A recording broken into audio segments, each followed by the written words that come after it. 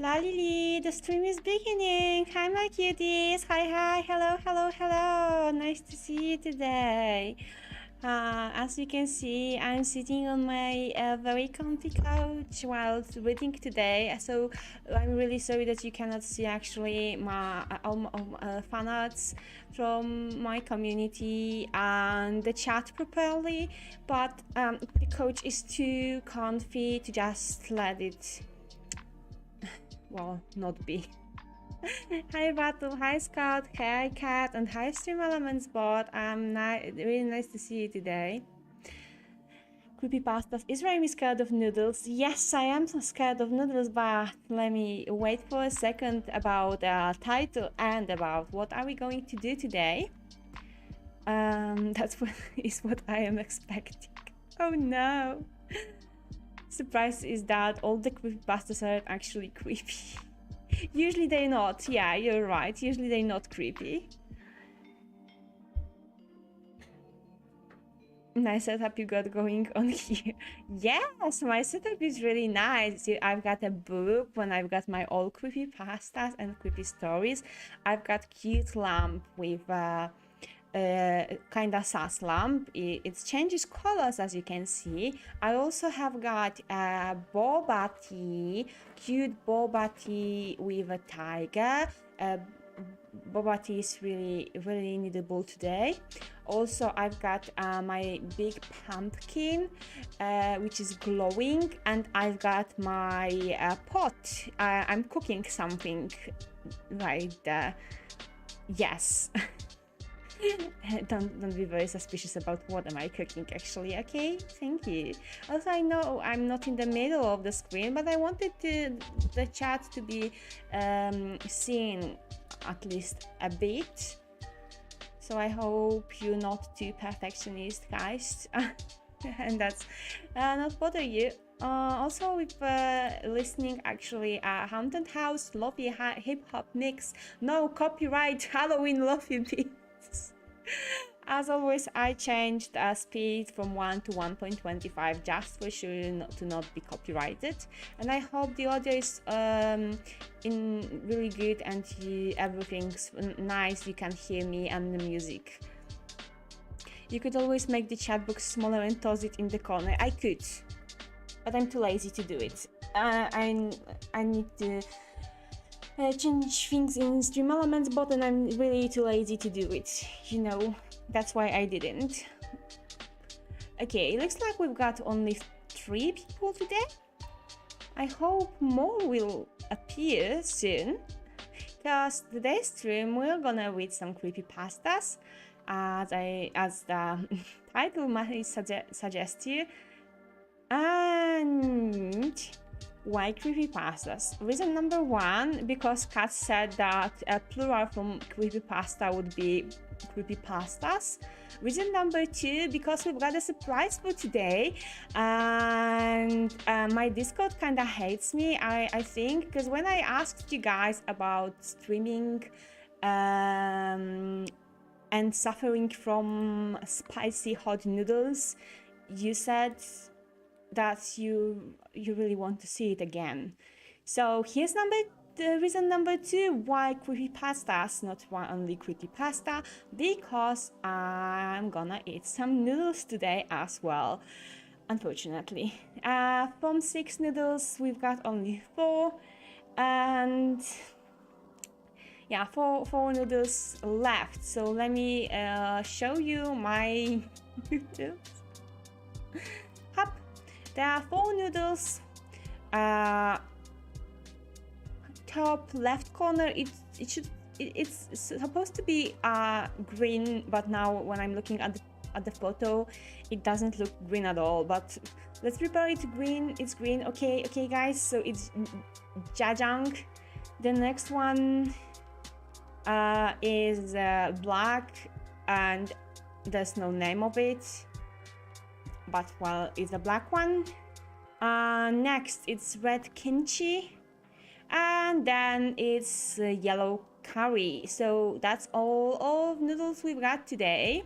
Let me make this photo a bit smaller so I'll be visible.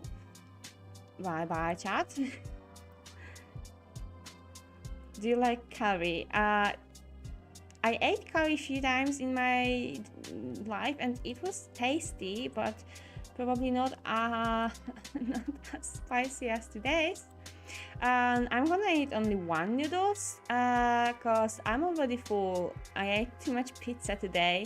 I didn't think about that I'm gonna eat more tonight, so that's why only one noodles today.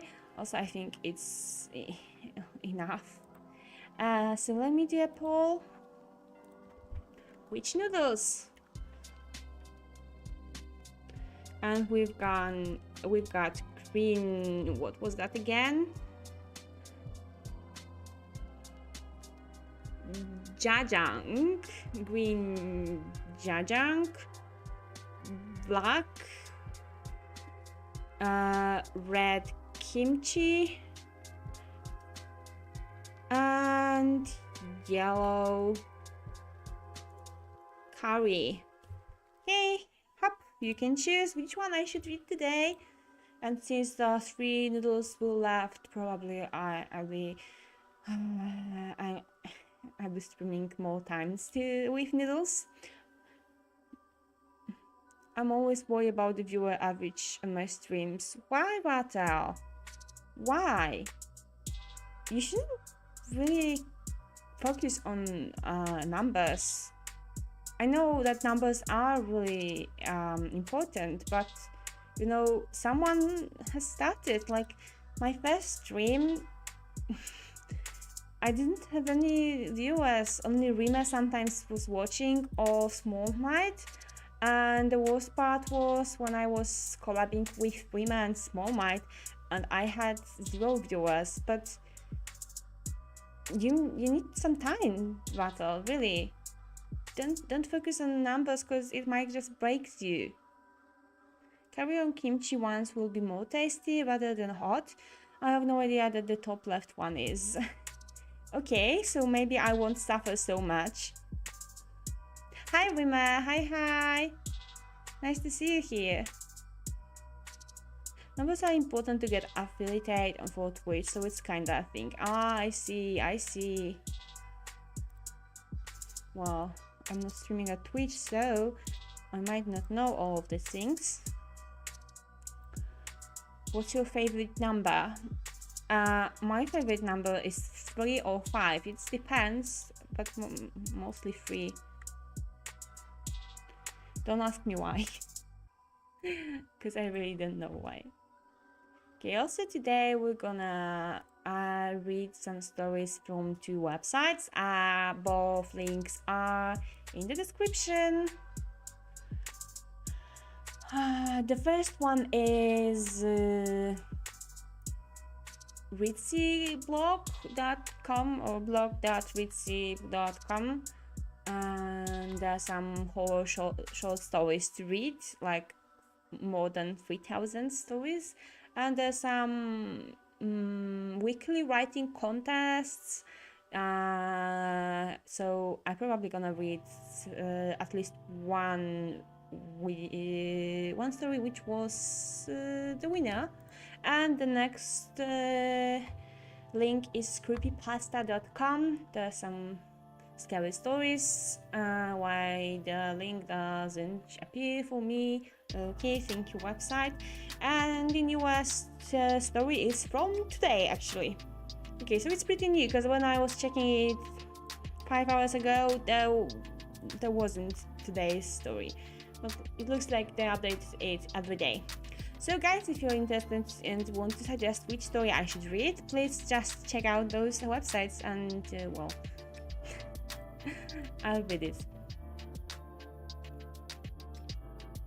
No affiliate, no emotes, no subs, no good schedule on Twitch, was videos and coding, and less viewers. Oh, I see. Why 3 or 5? Because they are nice numbers, don't you think? I really like those numbers. Okay, looks like you chose yellow curry, so this is what I'm gonna do in some time. Ironically, my clock is also 12 because it's my birthday. Okay, so the 3 is also the day of my birthday, but for streaming reasons I made my birthday at 2nd of December, so I can stream on this day. And 5 because it was my number in school for a long time and I was really used to it. But I know it's difficult, but you need time to grow a stable audience and it's hard to tell how much time. True, I really agree with Rima, it's not easy. But you need some time, Battle. You need to be patient and I really hope that everything's gonna be alright. I know the beginnings are really struggle, unfortunately. Okay, let me put some cola and let me hop. No more noodles, they are not needable anymore. Because I've got cola for today and unfortunately I'm drinking cola from Coca-Cola glass. That's unforgivable. Sorry for a big noise. I should just drink Pepsi from my Coca-Cola glass. I'm so sorry guys. I betrayed you, but I couldn't buy a Pepsi today. Only cola.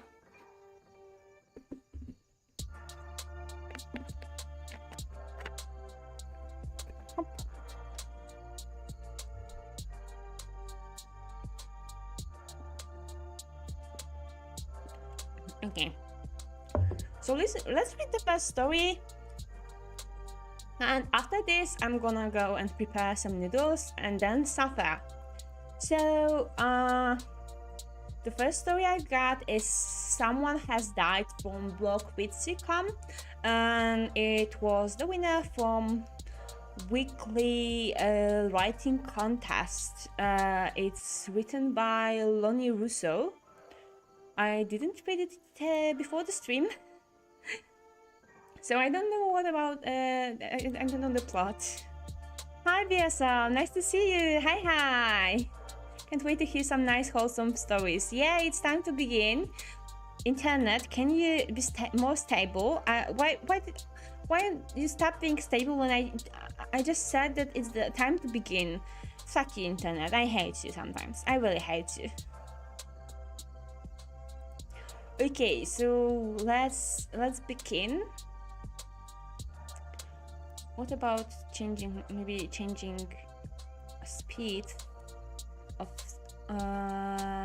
music to 0.75? Would it be a little bit more scary? Okay. So this story contains sensitive content, several depictions and descriptions of death. Okay. Someone has died. Of this I am certain. I know it because I always know it. As I lie here alone in this big, empty bed and listen to the rain, I remember it as it returns to me, this feeling, this dread skittering up and down my throat with 1,000 little legs. It settles in my stomach like a great stone, a solid, sickening weight. It is rancid in its heaviness and unmistakable in its familiarity. Someone has died. I do not know who. I sit up and I take a long breath, pulling my legs out from beneath the covers so that they can dangle above the hardwood, cold while I press my feet. The remains of chipped red polish color my toes. I had intended to paint them this week, but I could not choose a color. I have been told that I am bad at making decisions, too nervous to choose the wrong one, but I do not think that is true. Someone else has simply always been there to make them on my behalf, but I will make one now. I will call my daughter, I think. I moved through the end table to retrieve my glasses. They sit crooked on my nose and I push them back into place as I took out my cell phone, plugged into the holder. I wait for it to ring. I stare. I accept it. I expect it. But it does not. I had told my husband at one time that we should keep the landliness one in the kitchen and one in the bedroom for hurricanes or when the power goes out. But there was no point, he had decided, no point when we had a family plan which was expensive. But sitting here now, maybe there was a point, I think. And maybe I had not insisted hard enough. A person cannot silence landline phones, after all, not really. Not the way they do mobile phones at night. Maybe someone has called me already, someone with the most awful news, and I did not hear. Connie does not have a landline either. She may not even answer now, or worse, she may no longer be able to. I shudder picking up the device. No missed calls. I turn on the sound and begin to flip through my contacts, squinting in the dark. Connie will answer, I feel, and think. And she will be upset that I woke her for nothing. She will say that the children are asleep and that she just checked on them. Howard is out cold beside her, and yes, she is positive, sure, 100% certain that she can see the rhythm of his chest up and down, up and down. He is breathing. And he has work in the morning, and so I really should not bother them so early. There is nothing to worry about, and she will visit me soon. And we will get our toes down together, the pair of us. It must be the storm, she will say, the storm reeling me up. Connie has always thought I worry too much though. And maybe I do. I place the phone back down. I will not call her, I think. I have nothing to fret over. The phone has not rung, no one has called, and they always do it so tactfully in hushed voices, as if the most terrible part of the announcement is the waking. Oh, so sorry for disturbing you, ma'am. I stare at phone again. I wait. It does not ring. I hover and hand over it, but I do not pick it up to make the call. I should not disturb her, but someone has died. Of this, I am certain. My father died when I was 6 years old. I first felt this peculiar nonsense feeling, the sensation of knowing as I lay in a bed much smaller than this one, with a delicate white metal headboard wove into the shape of flowers. I awoke and stared at the ceiling, taking a long, elaborated breath and pulling the heavy comforter up to my chin, just as I always did to fight off the wind that could fill that room in the winter months. It rattled the windows and it rattled me, shaking my very bones as I rolled over to look at the little toy chest across the room. It had been gifted to me by some distant cousin when I was very, very young. Too young to recall the party, but it had sat there for as long as I could remember, as if it had always existed right there alongside me. It now sat properly shut for the night. But that was when the sensation came for the first time, this indisputable, terrible stone in my gullet. Softly, as not to disturb my parents, I pulled myself upward to sit atop the mattress and crawling to the floor. I crept inch by inch across the room, my head dangling over my face. I paused above the toy box and I started down on it. And for reasons I even now cannot dare say, I opened the lid. I do not know how my father got inside, but I saw his bulging, bloodshot eyes staring up at me in the dark, the rest of his swollen features obscured and buried by the clutter. A baby doll whose own hinged eyes had broken, forever open, a spinning top, a velveteen teddy bear, and assemblage of blocks. My father's eye looked up at me from beneath them all. It blinked. And at last, he said my name, his voice hoarse, a hollow, splintered noise uttered through unseen lips from the very depths of his ravaged throat. The worst noise I ever had. Cassie! I ran, and from the upper railing my face placed flush between the wooden rods. I found my mother standing in the front hallway clad in her checkered nightgown. She wore her hair in curlers then and pressed up against the dark, wallpapered wall. She stared at the cell phone in the alcove by the door. She stared and I stared at her staring, and I know now that she knew like I know. But most people can tell, I think, even if they do not realize it. They pick it up in the chilliness of the air, in the lateness of the hour, in an unnatural flicker of a piece of fabric. These tiny signs that something is amiss, that the universe has shifted. They create in a person with enough sense to see a terrible sinking, heavy feeling, and finally the phone rang.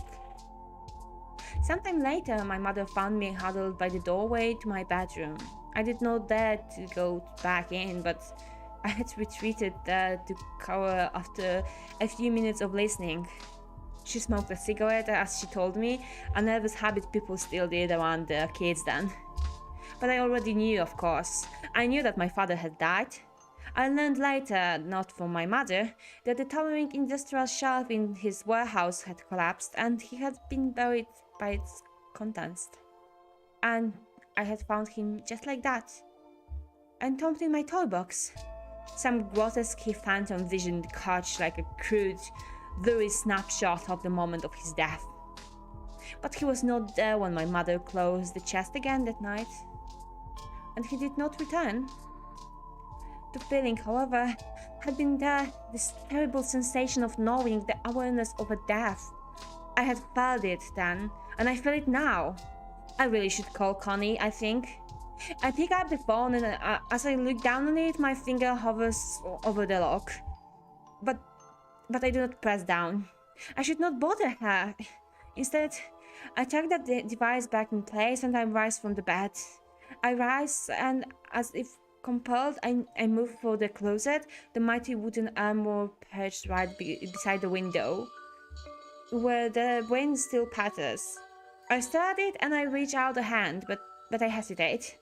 I hesitate because I think that if I open it, I might find someone staring back. A rotted spectre come to visit, because perhaps it did not know where else to go. I do not deign to know the motives of decaying ghosts, and I still even now do not know why I saw my father that night, only that at his funeral I cried because they had once again put him in a box, and maybe that was it after all, the soul's search for a box in which to be put now that its fleshy container had lost it. With a bracing breath, I grabbed the golden knobs. I should go back to bed. I should not open it. I should not open it because if I do, I may regret it. But if I do not open it, I will have to sit here and wait and stare at the phone until it begins to ring, which I, of course, know it will. And so, closing my eyes and rearing back my head so that I might not have to look, I grab the handles and I tug. I tug and the armor opens and I dare not peek. I count to 3 in my head. 1, 2, 3. And in the very back of my mind, I can see Connie now. Think of her as a child in a red dress we had bought her for Christmas. I should like to remember her that way, I think. Not how I remember my father. Not as a faceless, black-eyed eye in a box. I turn back my head, I take another breath, and I open my eyes. I see clothing and only clothing. A closet full of patterned blouses and dresses I have so few opportunities to wear. But I will have to pick something now in Prague for the services. I think for whichever one I will have to attend. Not that one though, but maybe this one. I decide reaching out to run my fingers along the edges of a dark, collared, colored dresses with silver buttons down in the back. No, maybe not. Reaching into the armor again, I pull out a dress with a low waist, a black rose stitched on the hip. I could wear it with a long silver chain my husband bought me. I think the one with the silver charms. But maybe that would be too garish, too bold for such a grim occasion. No, I think I could wear it with my mother's purse. They are more understated.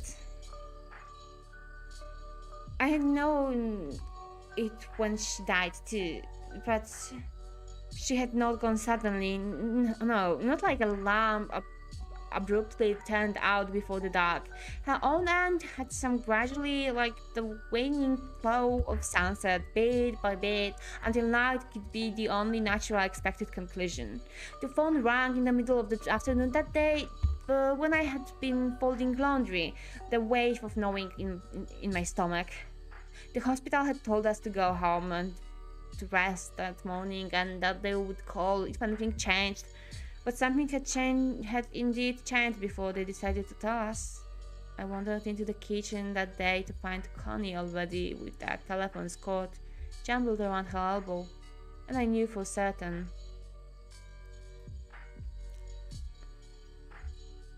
I should call Connie now, I think. I should have her check on Howard and the children. No, it would wake them. They would be upset, and really, it is just as likely to be a co-worker or someone from the church. This thoughts bring no comfort.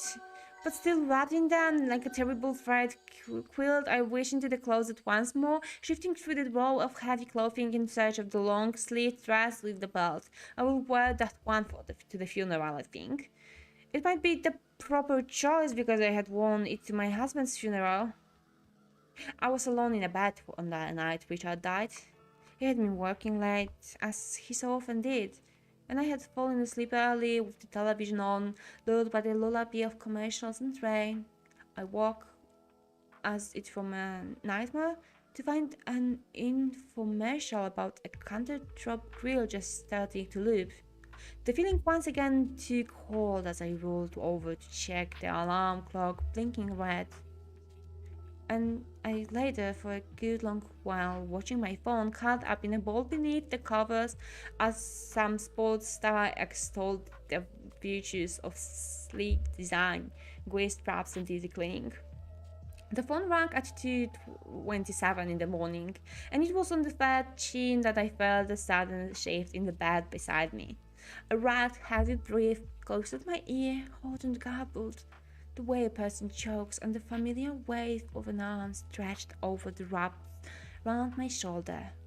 The exhaling came then, again and again, a steady laboured noise rattling in some phantom throat. But I did not dare turn around. I wish now that I had, but I did not. I started forward. I did not blink, and I picked up my cell phone plugged into the wall there. Hello? There's water in the car, Cass. Oh God, there's so much water in the car. I let out a long breath at Richard's voice, distorted by static, and all at once the bed was empty again, and only silence was ringing in my ear. A police officer told me a few days later that his little silver Ford had been caught in the sudden storm, and that he had swerved too hard around a bend in the road. He had died from the collision when the vehicle hit the water, they had said, and the drop was too high for any other possibility, of course. So, at least he did not drown, something said to me, as if it were a genuine comfort. And he had not been conscious to see the water filling his car. They did not find his phone. Oh God, I should call Connie. I cannot take this anymore. Turning from the armor, I move once more for the bed, for my telephone still plugged into the wall, parked there on the end table. I stare and it rings, and I scream. I can recall even from where I am now that it was a full horrible noise hurled from the very depths of my stomach, and as if I were finally letting that terrible great stone out, the one that had been sitting there within it. It echoes from the very core of me. But I do not answer the phone. My neighbor in the apartment next door is a nice young man. He has shaggy hair and an earring, and he checks it in on me from time to time. I steer him from sleep with my wailing, and he will, a few moments from now, come to knock on my door. I do not answer because I am picking up the telephone to see that I have missed a call from Connie, and shaking there in my dark bedroom as he knocks, I decided to dial her again.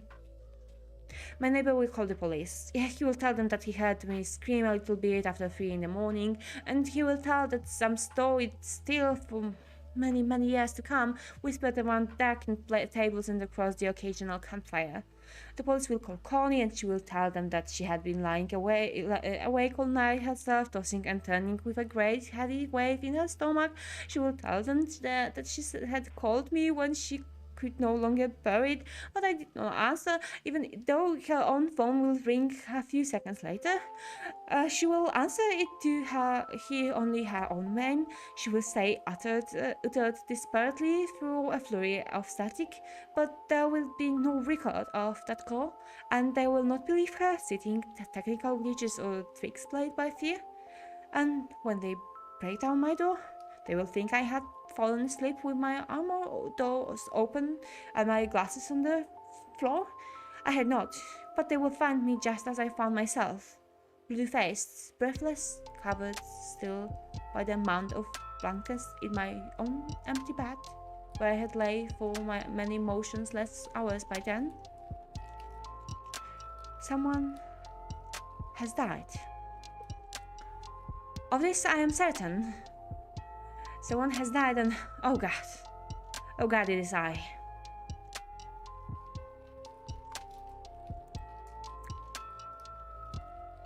So, oh God, the author died. Yes, the end of the story. I didn't know that it might end like that. And it was kind of irritating that she was trying to call Connie and just couldn't. Hi Rika, hi, nice to see you here. Hello, and thanks Kat for shout out Rattle and Dreamer. Thank you. What you were talking about, guys?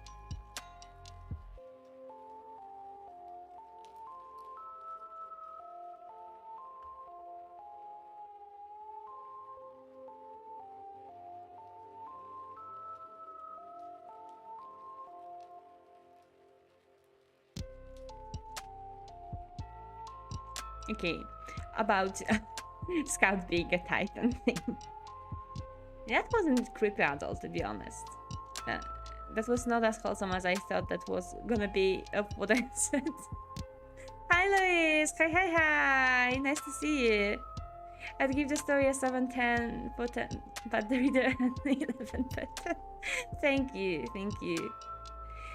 Waking up dead is not fun. Thanks to Malamans for a comment. I think the story language used here and all story was pretty good, I need to admit it. Nice to read it, but as a spooky story,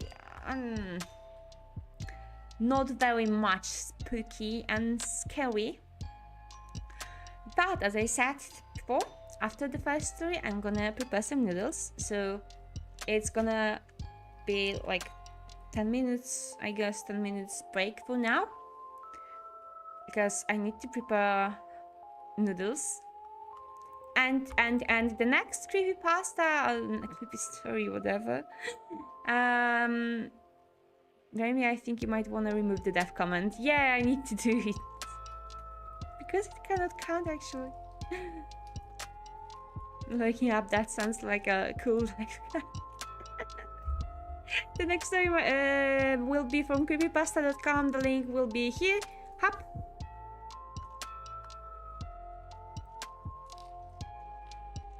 Can I pin this? YouTube, let me pin this. So if you want me to read the special story from then just say please, which do you want me to read? I had a hard time following that, but that's just me, I think.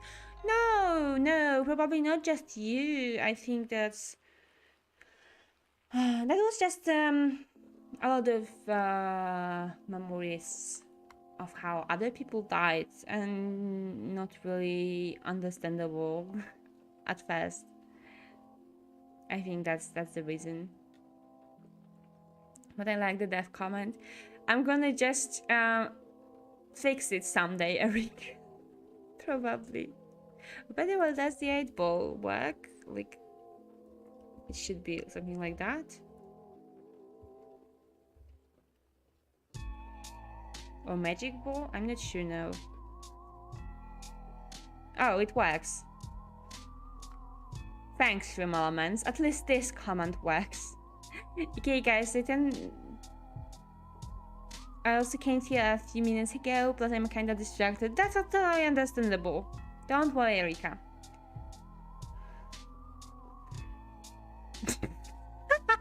Let's see what ever worked properly. No, thank you, Simo. Thank you. So, 10 minutes break, guys. 10 minutes break. I'm gonna prepare noodles and see you in 10 minutes while I'm gonna suffer. See ya.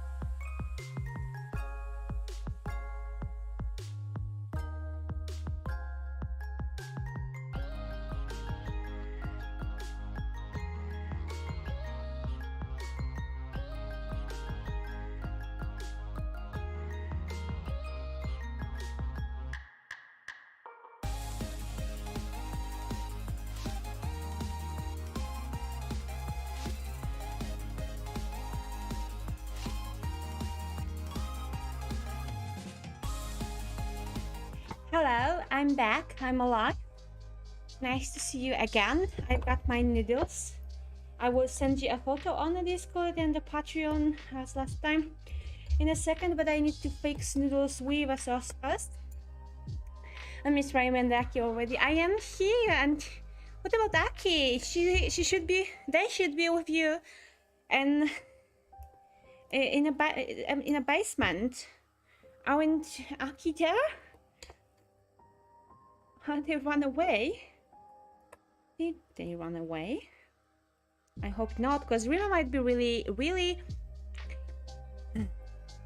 bad and really mad. Rayumi will return soon. Exactly, I will. I already returned. Rayumi has died. No, but some noodles died during my cooking.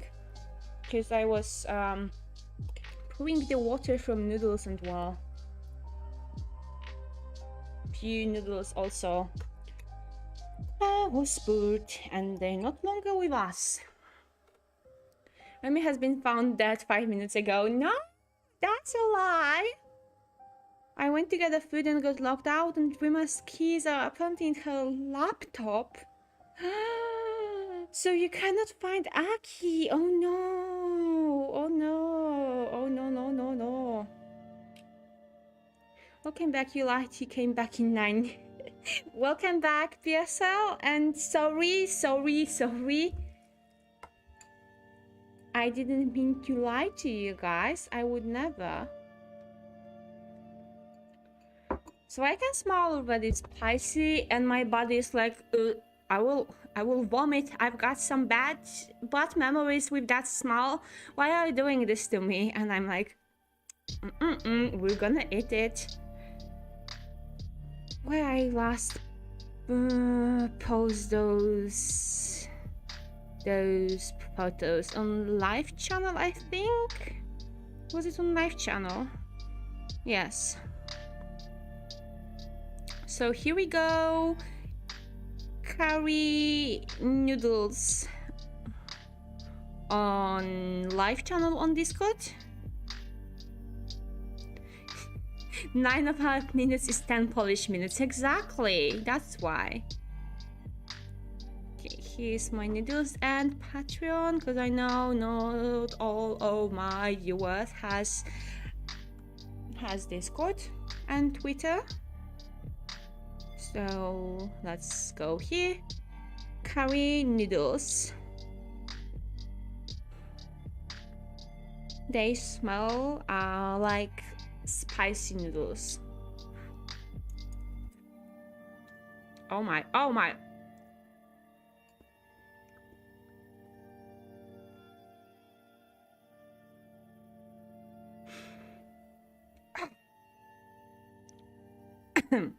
I only tried my fork. Okay, and the post on Patreon is ready as well. Oh, is this a surprise? The noodles? I thought it was the little fella on the table. Oh, here's a surprise as well. Look how sassy they are. It's my little lamp. But yeah, noodles was also a surprise. At the beginning of the stream, there were a poll, and there was a poll. They were choosing between those four noodles. They chose the curry one, the yellow. You okay? No, I'm not okay, because I hate spicy. That's why I'm not okay. But don't worry, BSL, everything's gonna be alright. Yeah. But since I'm gonna eat a bit now, let's talk about your life, guys. How's your life? What are you doing today? Are you happy with your today's life?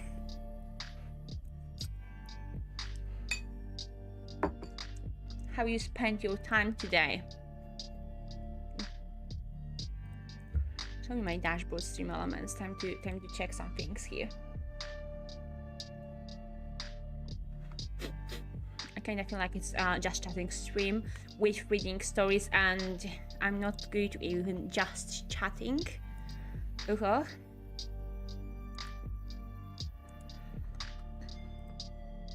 I'm working, so I came in late and I'm sad about it. No, don't be sad. Don't be sad, Louise. And I hope your work is good.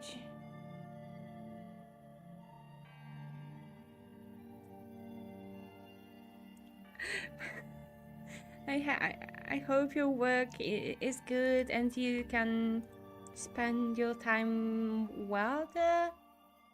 I think I'm talking bullshits, right? I am talking bullshits. There are some days when you hide your work. I need to do homework, but I'm not in no mood. I just want to go home and relax finally. So where are you, Erica? Where are you right now? Are you in front of your house when you've got better internet connection? What kind of homework do you need to do? Oh my god. My body doesn't like the smell of those noodles. But they need to be a little cooler to eat. We'll be going into partial looking mode, and I'm heading into the bus, etc. Okay. Where am I? I don't know where are you, Scout. I don't know where are you. Sorry, my mind read your nick Scout as Scott for some reasons. Also, Stream Elements website doesn't want to work with me. That's nice. No, it's not. I'm at my grandma's. I've spent the last 1 or 2 nights here. So you can enjoy your grandma's food. That's amazing, Erika. You do not have to cook for yourself. Enjoy the basket. Yes, enjoy it. Don't what? Don't lose yourself there. Okay. So because I wanted to check, because Stream Elements doesn't work with me, and I wanted to check some settings there. Stream Elements. Why are you like this, Stream Elements? Why are you not working with me? Try to cooperate sometimes, huh?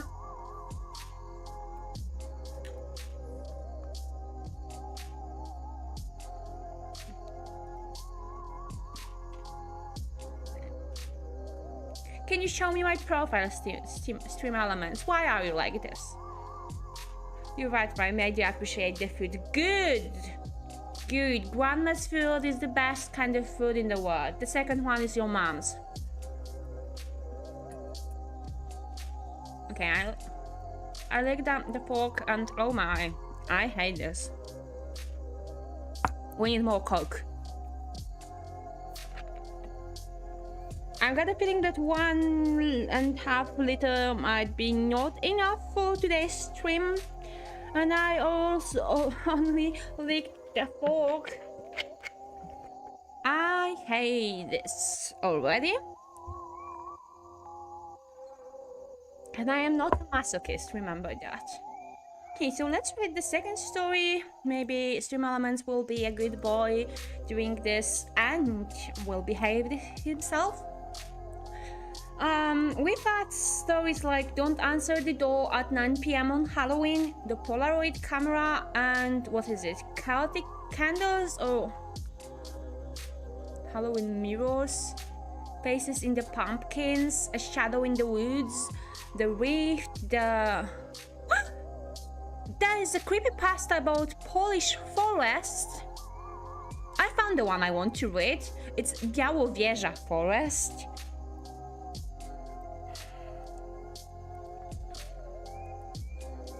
Written by J.W. Smithworth. So, 5 minutes of reading from October 15th, 2022. and 59 votes. The score is 8.05 per 10.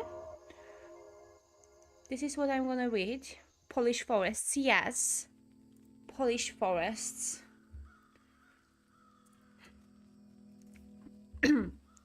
So let's start reading. Estimated reading time 4 minutes. Okay. Can I see the whole story? Advertisements. Advertisement. Okay, it surely is short.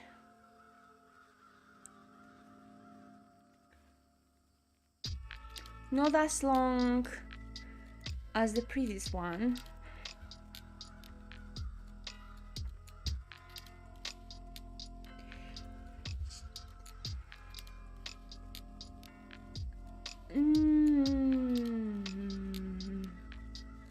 Okay. Okay, so let's start.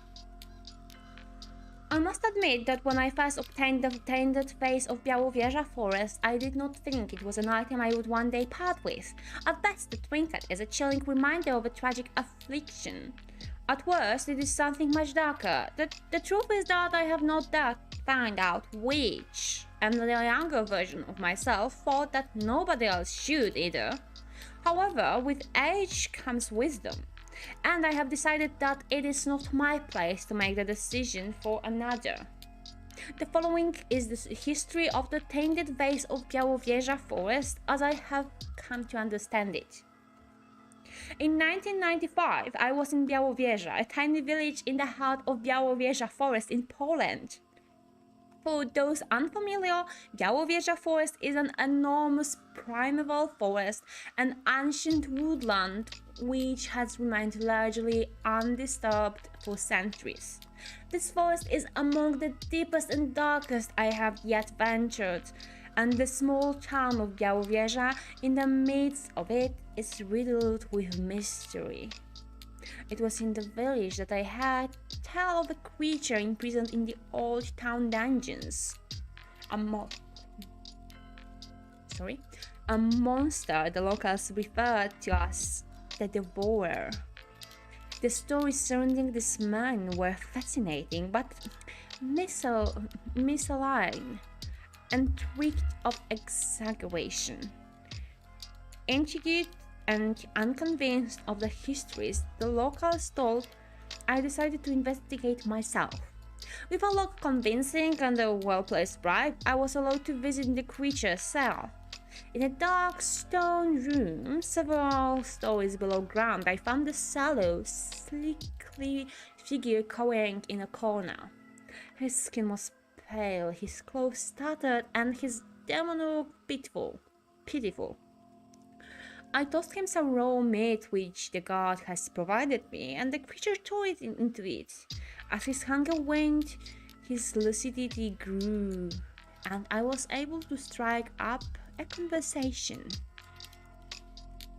This is Adok Kamiński's story. Adok? I do not know such a name in Polish. It should be noted that in addition to my conversation with Adok, I spoke to his mother Lena, who to this day resides in Adok's childhood home in Szczecin. This story features insights provided by her, by Adok himself, and by some of the more reputable Białowieża locals. Adok was an adventurer. He spent his youth dreaming of faraway places, and as soon as he came of age, he left to explore the world. Every forest, every cave, every region of even moderate interest he had to discover for himself. He was intrepid, excited, a young man with a thirst for adventure and a tireless interest in the unknown. It was several years into his wanderings when he came across a substantial, unmapped clearing in the depths of Białowieża forest. This was a desolate, grotesque place, a stark wilderness of black rocks and oily moss. Adok immediately knew this land was corrupted, but even as a well-traveled man, he yearned for adventure, and the nameless meadow promised just that. Deep in the clearing, he came across a tiny wooden cabin inhabited by a hunchbacked old crone. They did not converse. Whatever language she spoke, he was not familiar with. But intrigued by the woman, he followed her lead. When she handed him an old brass vase, he took it. When she indicated for Aduk to pluck a single flower and place it in the vase, he did so. But when he did, she cackled, entered her cabin and locked the door. Chilled to the bone, even Aduk, the most adventurous of adventurers, left the glade immediately, and he took the vase with him. I feel the need to interject here. Aduk could not speak of his encounter without breaking down in tears. He could muster only a word or two between sobs. The anguish and despair with which the man spoke was contagious. It sucked the air from the cell and drowned the spirit of all in his presence. I personally was overcome with grief. I cannot begin to imagine, or perhaps I do not want to imagine, the depths of Aduk's sorrow. Upon returning to Białowieża, Aduk told me that an urge built rapidly. A yearning for meat, a heinous desire to gnaw the flesh of human bones. He tried to suppress the craving, to silence it, but his hunger only grew.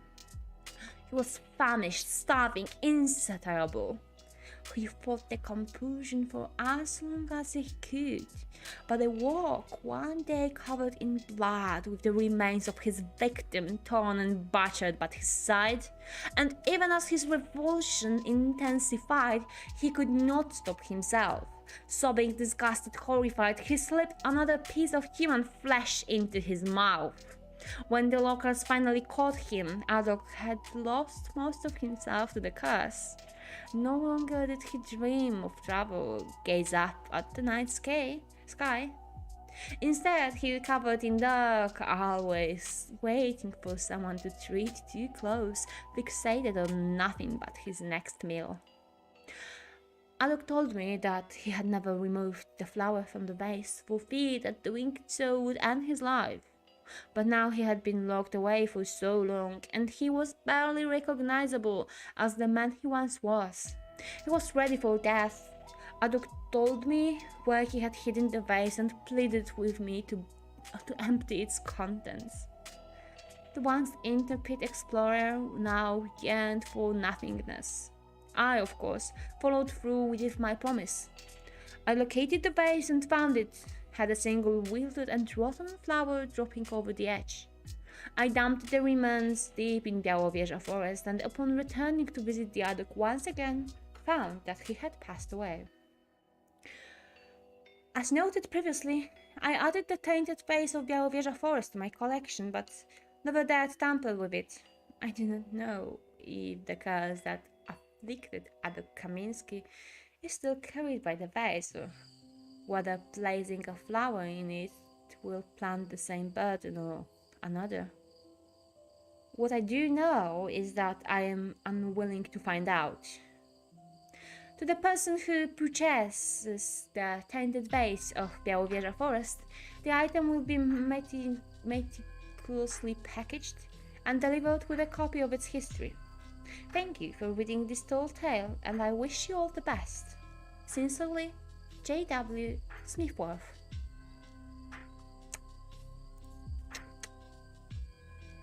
That was good story. That was kind of scary. That the cast more scary than the previous one. I gotta get back to work now. Bye, Mimi. I'll watch the VOD later. Oh, no problem, Liz. Thanks for being here. Take care in your work, and have a nice day.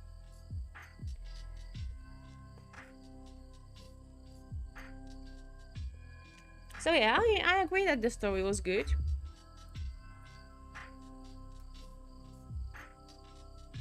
Let me read the comments. I'm really curious about the Aduk's name, because I don't know such a name here. I wonder if the flower planted within it was a corpse flower. A corpse flower? What is it? Would scare the noodles of the stuff. Well, at least there was something scary, like the curse from the vase, and I never had something like that. Like I didn't know that in Białowieża there's some town in the middle. Probably they're not, and even if there is, then there are not any dungeons. Like, what the hell? But there might be some weird legends because it's really old forest, as I know. Ooh, it belonged to the kings of Poland someday. Hey, let me try noodles. I'm kind of scared of them because I only licked the fork before reading the story, and my mouth were itching all this time. Okay, so first bite. 1, 2, 3.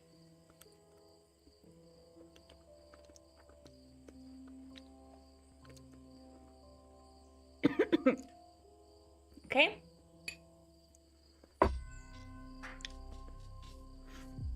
So I can't feel taste. There's no taste of it. Only pain. They're better than the previous one I ate on last stream. Not as spicy, I think. But there's no taste. Like, they just taste as pain.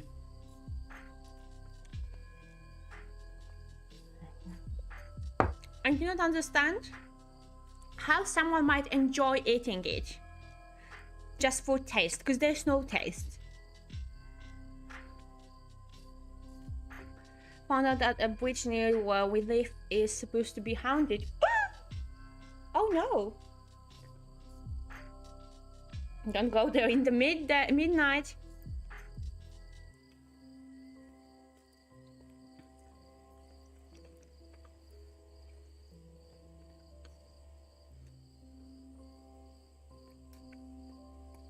Oh my.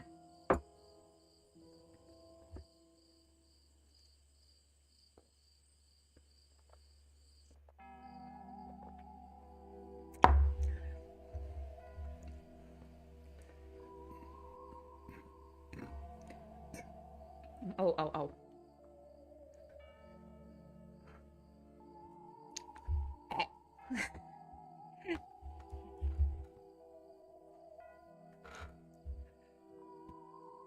Like, only noodles has a great taste, but the sauce, no.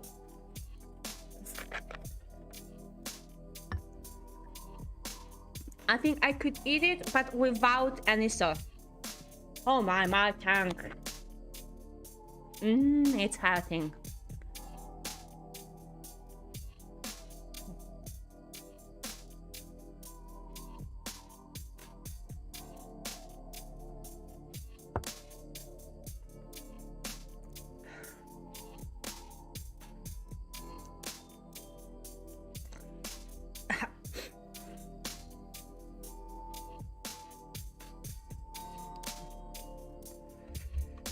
Oh my.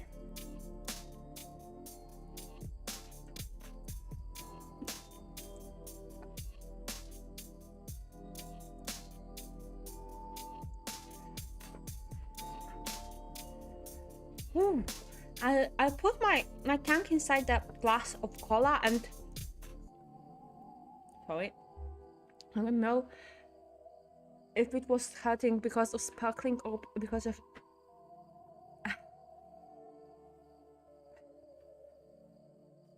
my poor tongue.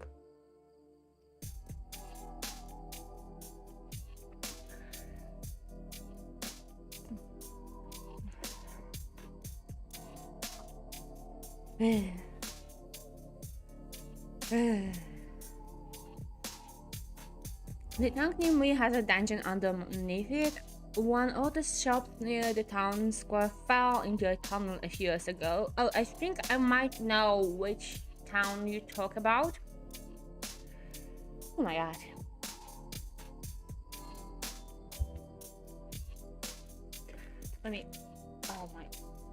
Let me use a tissue. You sound like you're in so much pain. Not in in really much pain, but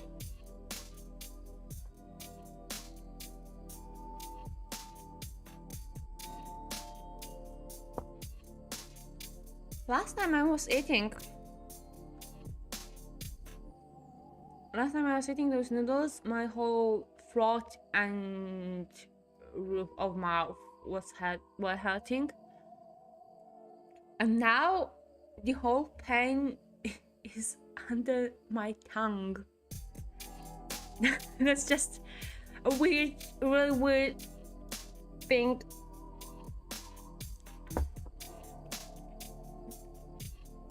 But are we also talking about the city where there is a museum under, like, in the dungeon?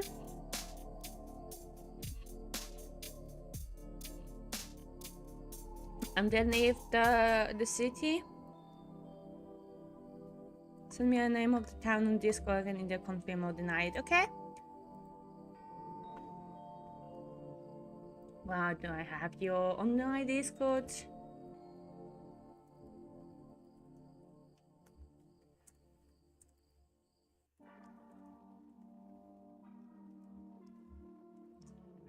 Under your tongue, yes. Like, the bottom of my tongue is in pain. I don't know how. Okay, one more taste. Oh my, those noodles are kind of red right now.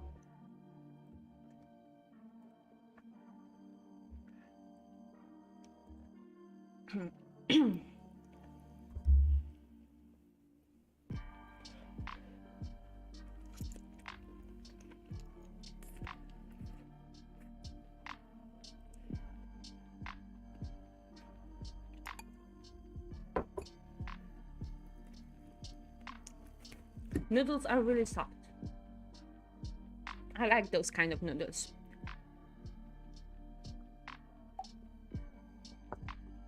Yeah, but when the sauce, I would love to change it. Hi Cosmo, hi, nice to see you here. I'm suffering right now. Not screaming, but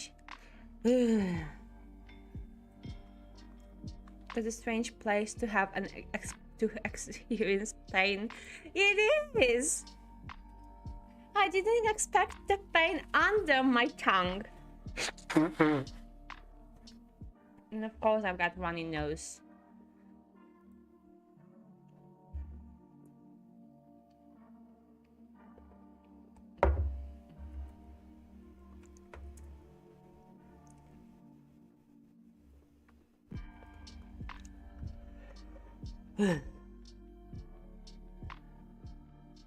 And there's no chocolate in this house anymore.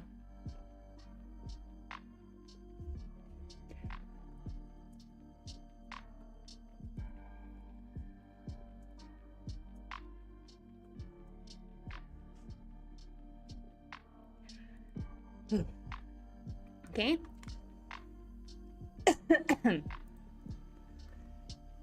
looks like Stream Elements website works. Shall we chat comments? Custom comments.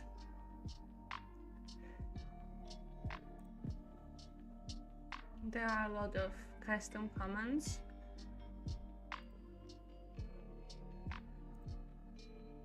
No chocolate, yeah. Yeah. All chocolate ends today, unfortunately. Oh my.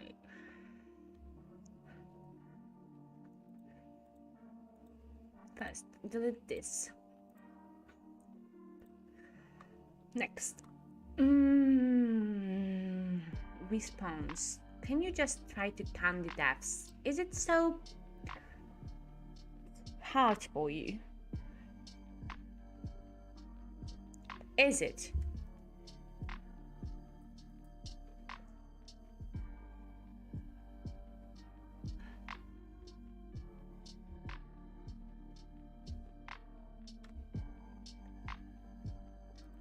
It shouldn't be.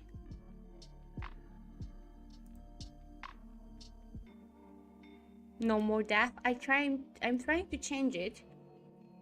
Death command. Stream elements. How to do it?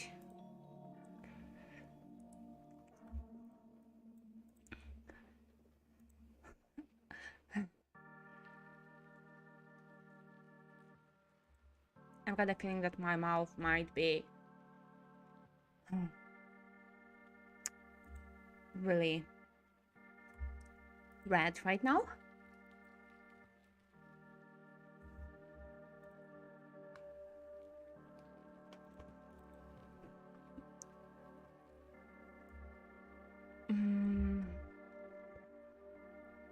Okay, maybe that's how it should look.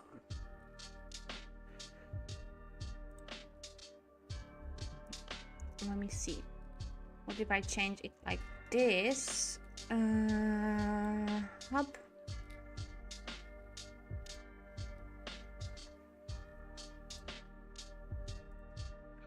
Hop, death. Please work. Probably. It's working, guys. It's working. It's working. Stream Elements is working. I'm so happy. We can count deaths right now. Probably going to be more yellowy since curry, but this curry looks kind of red and my mouth hurts. Can I add one more death? Can I? Is it possible? Look, guys, it's working.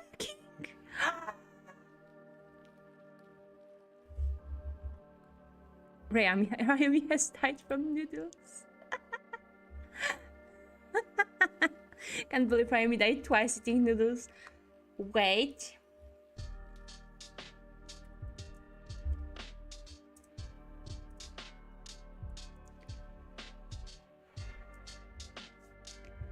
Save like this. And death. What about now?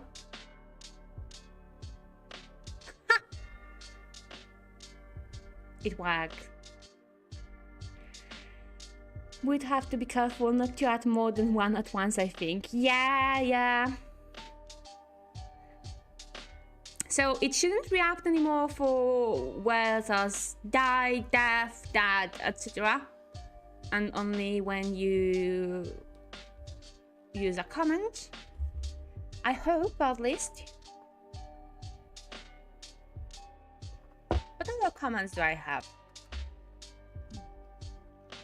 Okay, that's my custom commands, but... Oh god.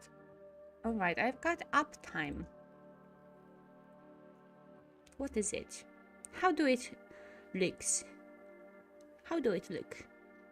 How does it look? Why am I stupid? Rayumi has been streaming for how long? Stream Elements. How long?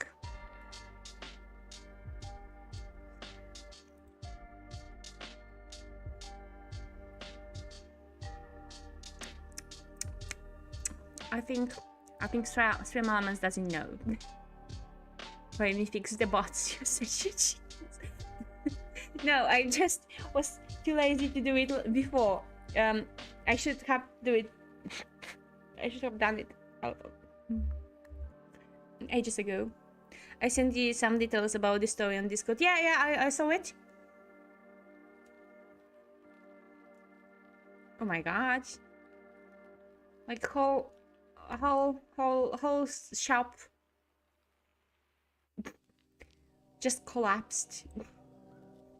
Just collapsed to the dungeons. That's so stupid.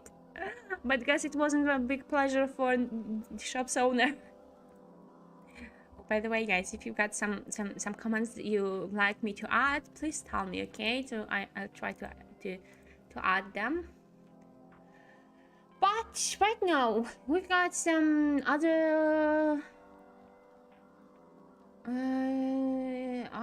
creepypastas. Let's see. Top rated. The toppest of toppest is 9.24 per 10 stars. It's room for two. 334 votes. I think it must be good. We also got 9.23 stars, and the Suicide Engineer 9.22 stars. What do you think, guys? What do you think? Room for 299, Suicide Engineer. Which one do you want me to read right now? Because I'm really curious. Come on to pat me on the head or give me a hug. Okay. I'll try to add it. No problem. I think. At least.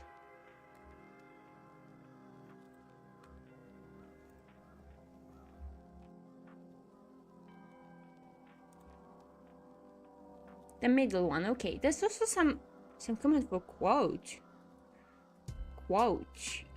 I'm curious now. Stream Elements. I forgot I added this comment for you. No quote found. Oh, thank you. I need to add some quotes then, I think. Okay, so the middle one Erika chose. I cannot see any more voices. Let's read 99 then. It's from June 25th. Oh, it's very long, 19 minutes. We don't have time for this then. We need some shorter, guys, shorter. Oh no, that's also long. I do not want to read for 20 minutes straight. If I would like to, I wouldn't stream that. 12 minutes, okay, so let's just find some short enough.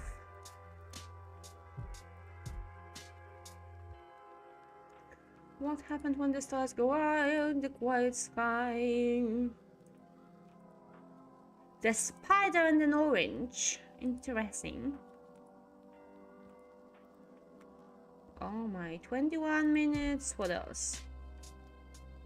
7 minutes. Okay, what is it? The quiet sky. Okay, guys. Okay.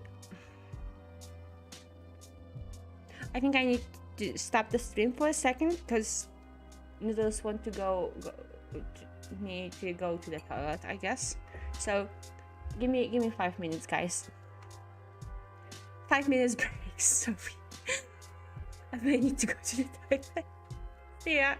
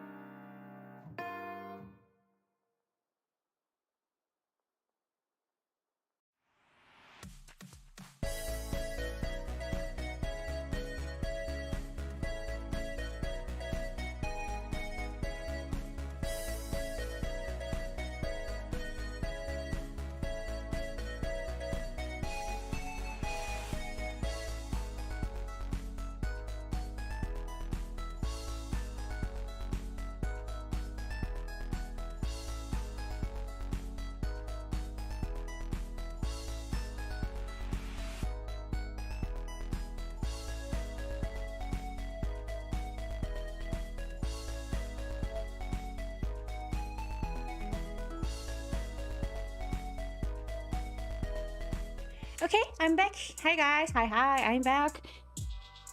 That was fast. Plus, I do not feel the pain anymore, so those noodles aren't so spicy as the last one. And hi Isabella, hi. Nice to see you. I'm still waiting for this copy pasta about the dude who sends flour without explanation. I did not know this kind of guy. Totally. We don't wanna talk about him. Classic Polish copy pasta. I'm sure Rayumi is familiar with it. No, I'm not. Welcome, Isabella. Yeah, welcome.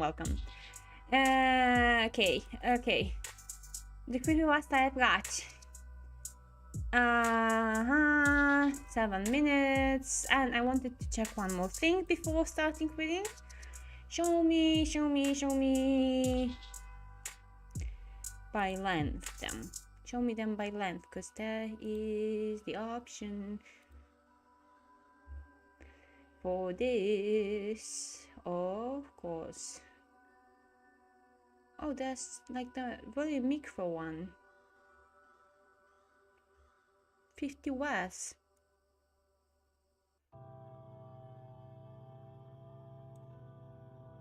Okay. I did tell you kimchi and curry won't be too bad. Well, they're not as bad as the previous. So I found the one with 2 minutes reading time. It's called The Bottle. My damnation came in the form of a bottle. No, not like that. When I was a child, my best friend lived next to a little junkyard. Great place for a kid to hang out. A junkyard. Of course, I think so too.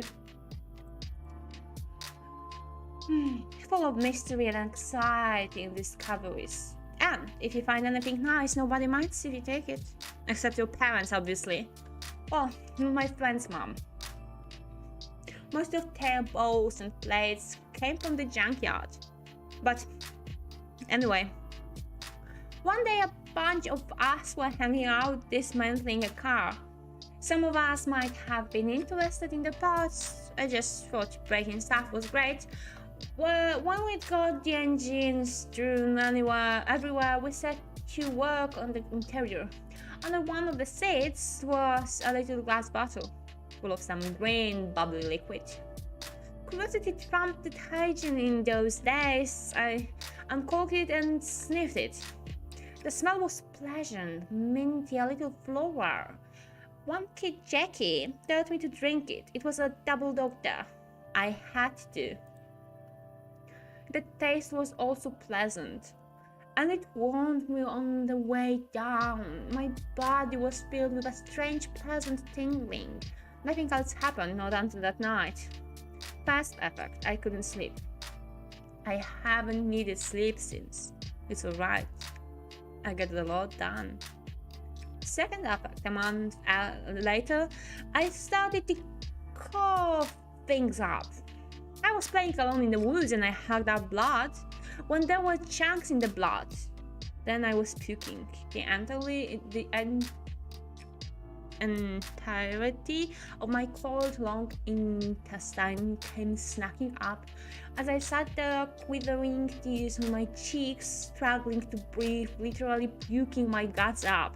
My mouth seemed to unhinge like a snake's to accommodate my lungs.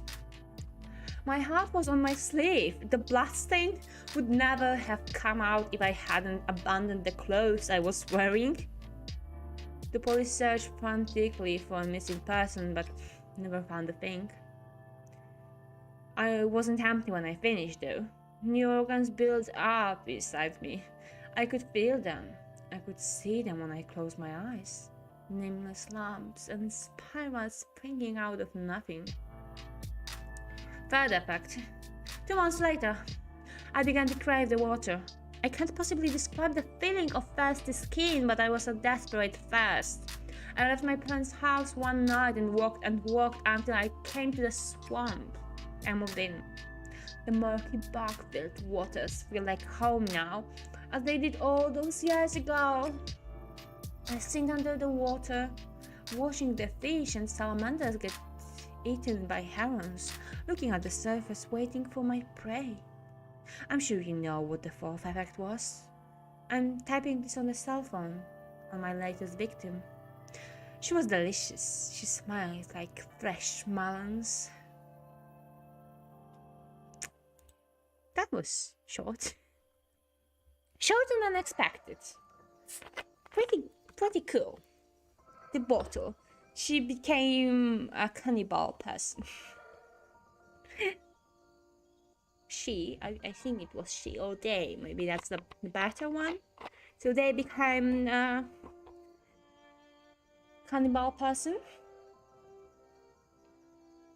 Remember, guys, do not drink suspicious things from green bottles. Like, pink bottles are good, okay? But green one, no. Because green is not a creative color. No. They're not. I thought it was neat. It was. I like those one. I like it.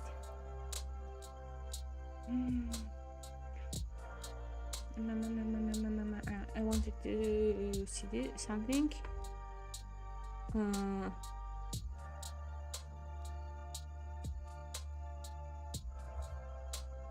Okay, so probably could have been filled out a bit more, but I don't know. Yeah, maybe. Time for another part of noodles. The huge one. 1, 2, 3, hop.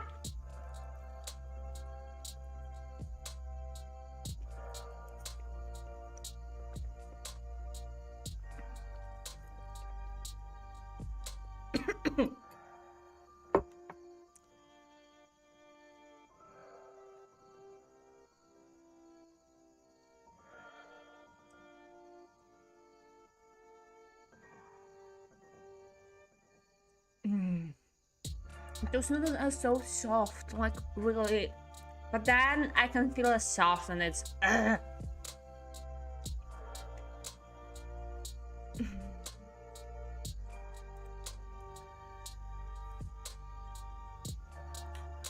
But yeah, they're so soft and so yummy at the beginning, and then I feel the spicy.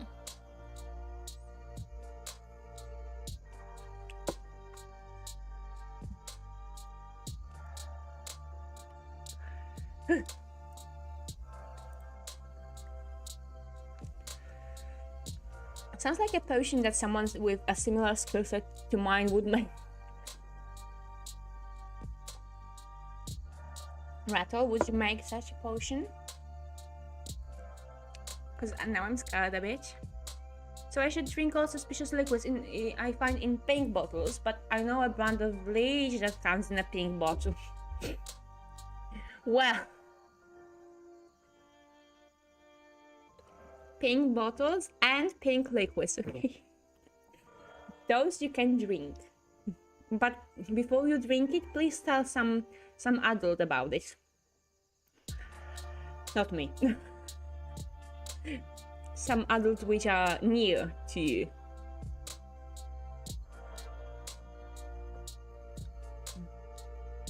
Me and your mom have a friendly relationship. What? My mom? It's impossible.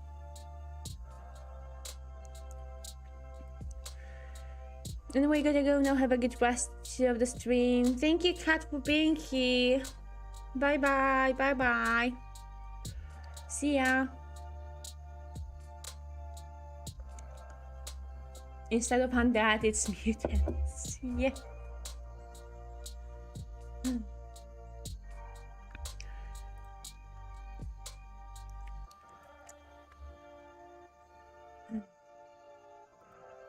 Wait, I wanted to check one thing and eat more noodles, but I'm waiting for spicy to disappear a bit at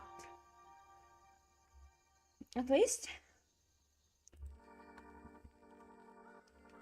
Oh my.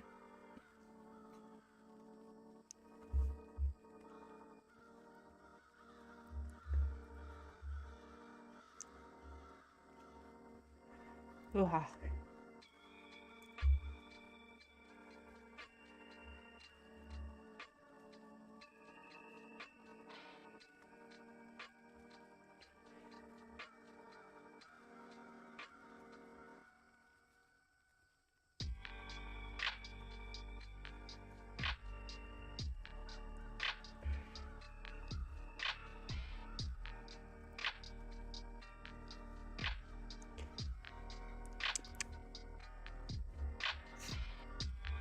Okay. I did something.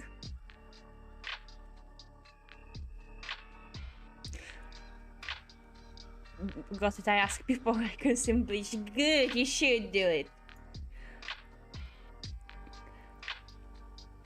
I was also answering Rayumi's question.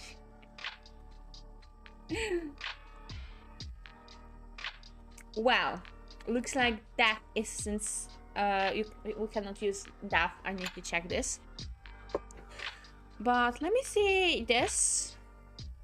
Why is this word so unfair? Oh, it's hello, Pixelassie. Hi, nice to see you today. I think you're new here. Nice to see you here, Dan, and I hope you all enjoy the stream.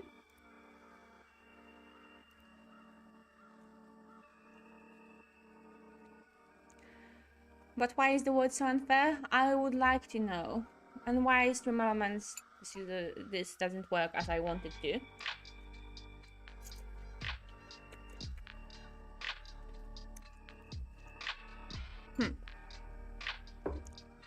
Let me check one more thing.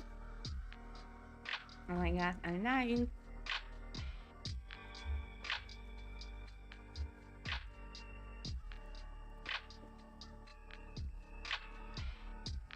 Oh wow.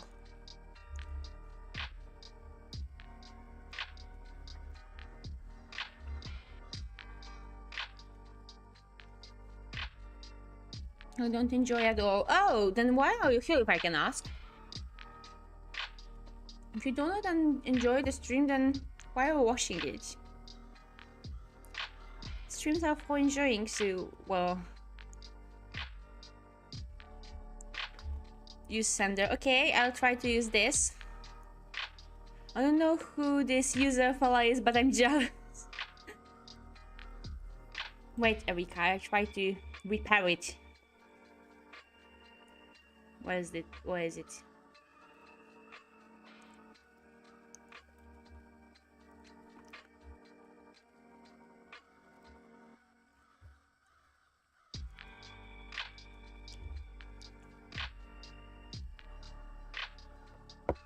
Yay!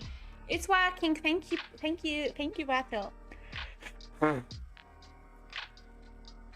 Now you can be patted by the stream elements. Okay, one more part of noodles. Ugh.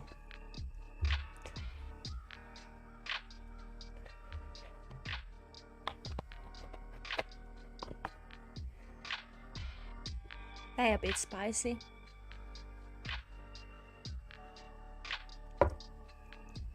Oh, is it the time when stream element just stopped working? It sometimes happens. Also disable the cooldown, right? You might be right. 0.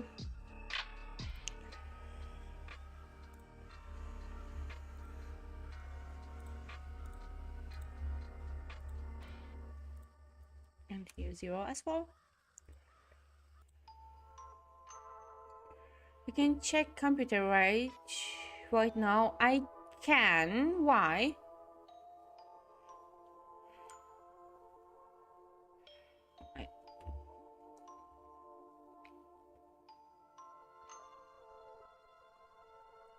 Okay, I cannot eat one more noodles. Ah! It hurts. Noodles hurt so much, so next portion later. Sorry for being rude before. No problem. No problem. Wait. Because my mouth hurts. Like, I'm not super happy that you are rude, but I understand that some people are rude just because of the day.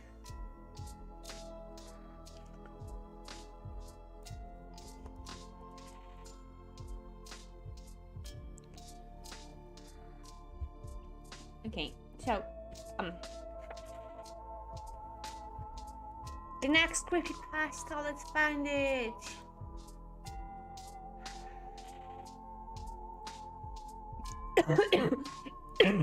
Stop.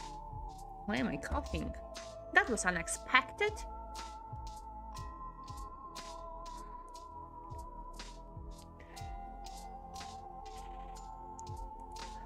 Okay, I've got creepypasta called Where Bad Kids Go.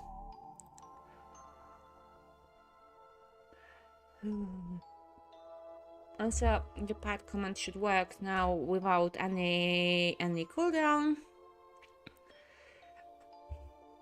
So here you go.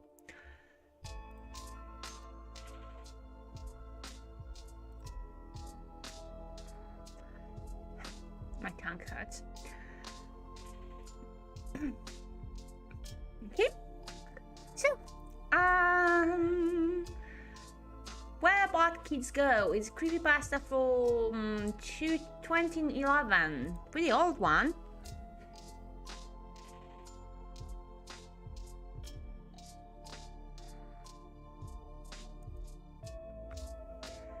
I must have been 6 or 7 when I lived in Lebanon. The country was ravaged by war at the time, and murders were common and frequent.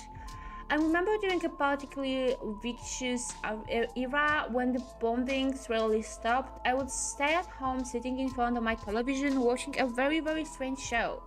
It was a kids show that lasted about 30 minutes and contained strange and sinister images.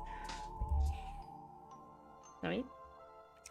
To this day, I believe it was a thinly veiled attempt on the part of the media to use scare tactics to keep kids in place, because the more of every episode revolved around very uptight ideologies. Stuff like bad kids stay up late, bad kids have their hands under the covers when they sleep, and bad kids steal food from the fridge at night. What do you mean that bad kids have their hands under the covers when they sleep? I have my hands under the covers when I sleep, and I do not feel like as a bad kid. And what is it, the end of this creepypasta? No, it's not. Sorry, it's not. It was very weird, and in Arabic to top it off. I didn't understand much of it, but for the most part, the images were very graphic and comprehensive. The thing that stuck with me the most, however, was the closing scene. It remained much the same in every episode. The camera would zoom in on an old rusted closed door, and it got closer to the door. Strange and sometimes even agonizing screams would become more audible. It was extremely frightening, especially for children's programming. Then a text would appear on the screen in Arabic reading, "That's where bad kids go." Eventually, both the image and the sound would fade out, and that would be the end of the episode. About 15 or 16 years later, I became a journalistic photographer. That show had been in my mind all my life, popping up in my thoughts sporadically. Eventually, I had enough and decided to do some research. I finally managed to uncover the location of the studio where much of that channel's programming had been recorded. Upon further research and eventually traveling inside, I found out it was now desolate and had been abandoned after the big war ended. I entered the building with my camera. It was burned out from the inside. Either a fire had broken out, or someone had wanted to incinerate all of the wooden furniture. After a few hours of cautiously making my way into the studio and snapping pictures, I found an isolated out-of-the-way room. After having to break through a few old locks and managing to break the heavy door open, I remained frozen in the doorway for several long minutes. Traces of blood, pieces, and tiny bone fragments lay scattered across the floor. It was a small room and an extremely morbid scene. What really frightened me, though, what made me turn away and never want to come back, was the bolted, caged microphone hanging from the roof in the middle of the room. Oh. Oh. That sounds scary. Like, oh, that wasn't any special after scene screaming. That was real.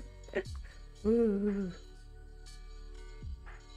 I'm an artist. I worked so hard for this one illustration. I want your opinion about me. I need more time to make better art, or this world is just fucking unfair.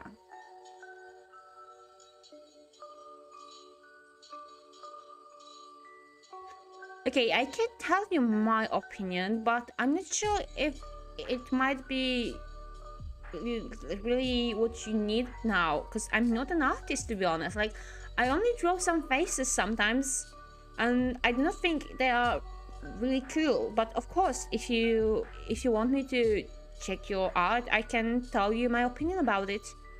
But why do you think the world is unfair? Did something happen with this art you're working on? Thanks, short story. It was short story. It was.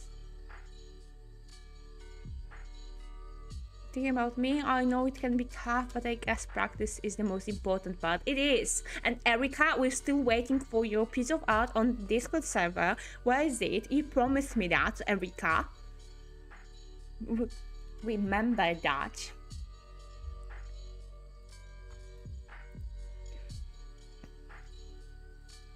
Oh my.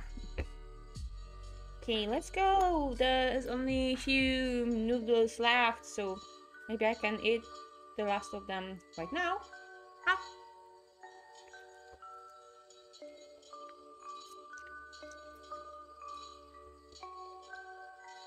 Softy noodles and then pain. Softy noodles, pain.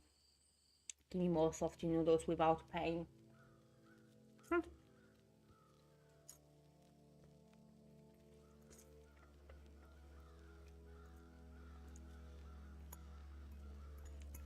Yum, yum, yum, yum. And pain.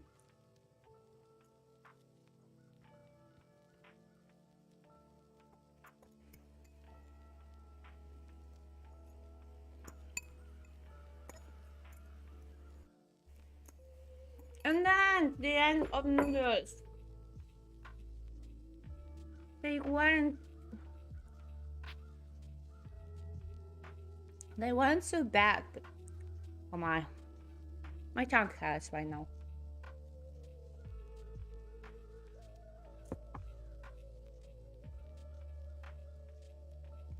Oh, the pain is coming.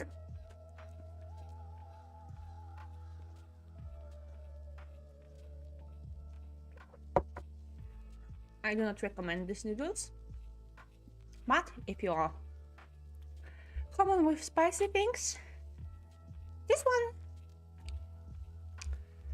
might be good.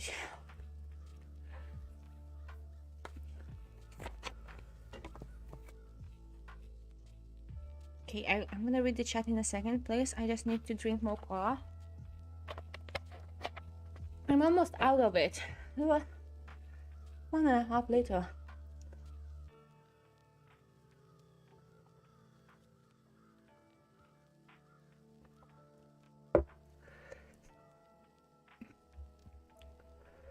Ooh, the hot and spicy comes to my stomach. I don't like this feeling. Okay, you're telling me I'm not practice good enough when I was just drawing illustration 9 hours straight, 5 days in a row.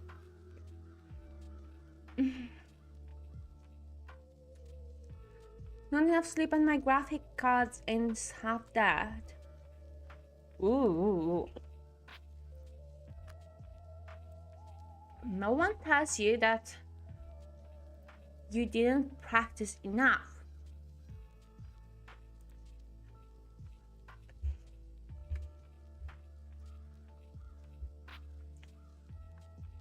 Let me see.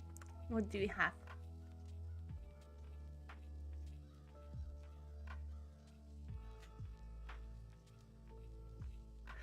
Are we talking about the piece of art you posted? Oh my, an hour ago. Farah Lucy, is this the one?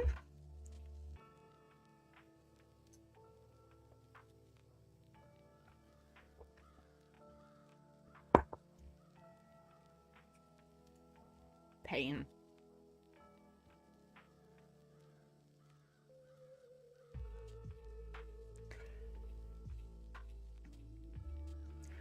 I don't know if the sparkling cause pain right now or spicy.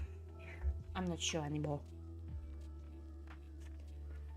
Cause sometimes even sparkling cause some pain.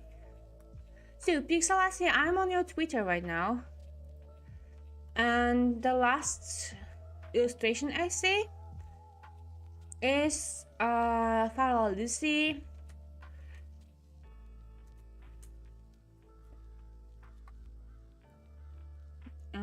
Kinda looks like how is it in English? My dictionary, are you when I need you?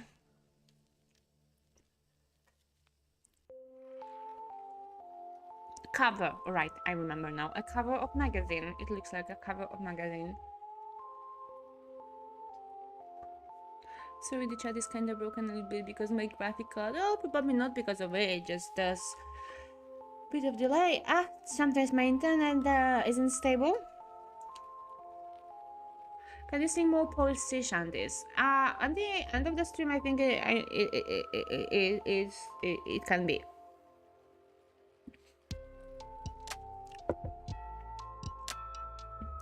I want to read one more story and probably the stream will be ending. So I'm waiting for a response from Pixelassie. Is the one thing I see. It's the illustration they wanted me to have an opinion.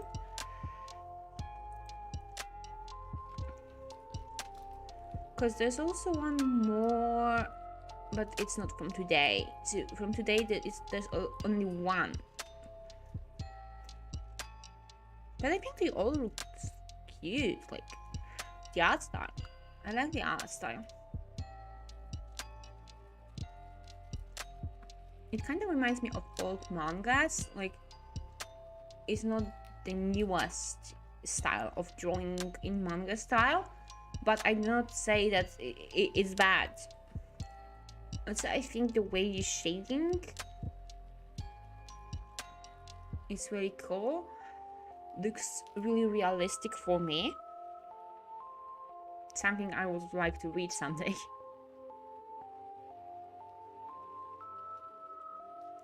It's not the cover, it's an illustration. Yeah, I know, but I'm just saying it looks like it might be a cover.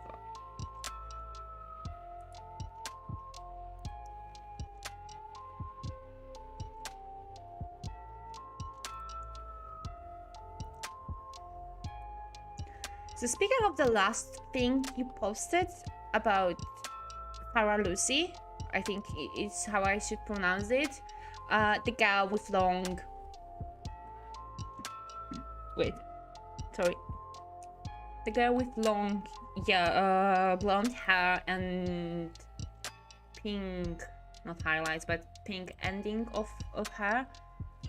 Sorry if I might say something wrong, but I'm not really fluent in English. It's not my first. It's not my first language. So, speaking of it, I really like how the pose looks.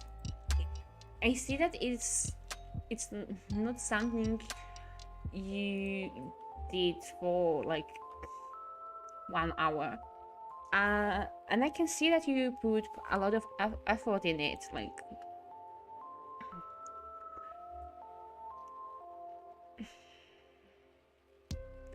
the hair looks really nice.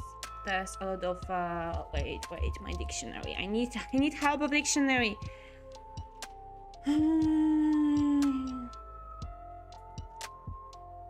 Details, right? There's a lot of details in this hair, and I really like it. Also, as I said before, the style and the shading, especially the shading, is something which looks really realistic for me, and it's something I would like to do someday. because I'm not good at it. And yeah, this kind of art reminds me of old mangas. So it's really wait the word sentimental for me. You also, I think you also choose white colors for it. It really looks good for me. And well, I'm not sure about the hand when I'm looking at it right now. Like, I kind of think that those fingers which are not crossed, bent, fold, bent. I think bent. Those two bent fingers. I got a feeling that they should be a bit longer, but well, hands aren't really easy to draw. So this is the thing I'm not sure about. Also, you say that you want to become a mangaka. That's really a really great dream. And if you love the thing you do, you should just keep doing it. I don't know what's the problem with your illustration. Like, it's really good, at least for me. Plus, your sensei is Asano Inyo. Is it how I should pronounce it? I'm looking for him right now in the internet, and to be honest, I do not know this person. I do not know the things he wrote. But in Poland we've got one of his works, as I can see right now. How is it in English? Not this. Goodbye, good night, Pun Pun. How is it in English? Or the original in Japanese? I don't know, but I only heard about one of this title. So well, I cannot say any more things about your sensei. But I think you draw really good. I don't see a reason why do you think that the world is unfair. Is it because there's not a lot of interaction with your art or something? Or because the low numbers of followers? Is this the reason? Because I can see that you're really upset about this, but I do not understand why, because you draw really good.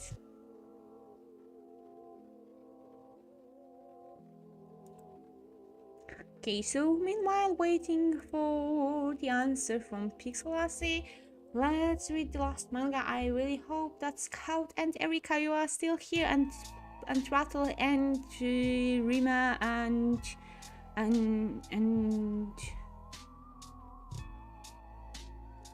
BSL, I hope. I'm forbidden? No, you're not forbidden. Why would you be? I'm just asking, why are you upset about your artwork?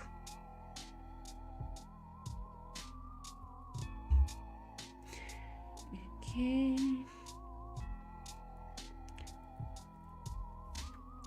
So, the last creepy story you can choose, guys.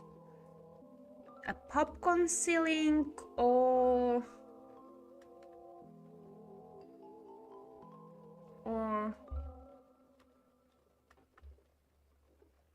what? Well, I'm downstairs. There are two I might read. The popcorn ceiling or I'm downstairs.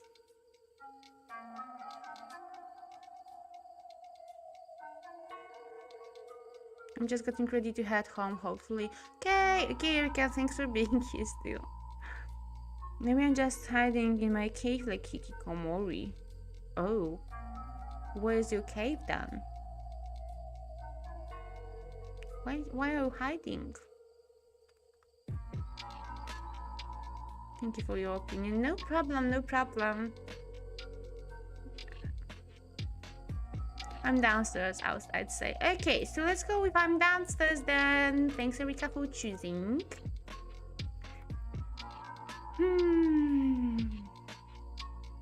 The clock struck midnight. I was on my laptop in my bed browsing through YouTube videos. However, my browsing stopped when my phone vibrated. I saw that I received a text message from my friend Ben. Hey man, I'm outside by the back door. Can you let me in? I knew he was lying.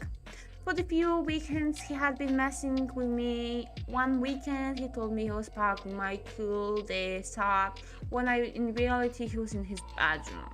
The following weekend he told me he was coming over to hang out.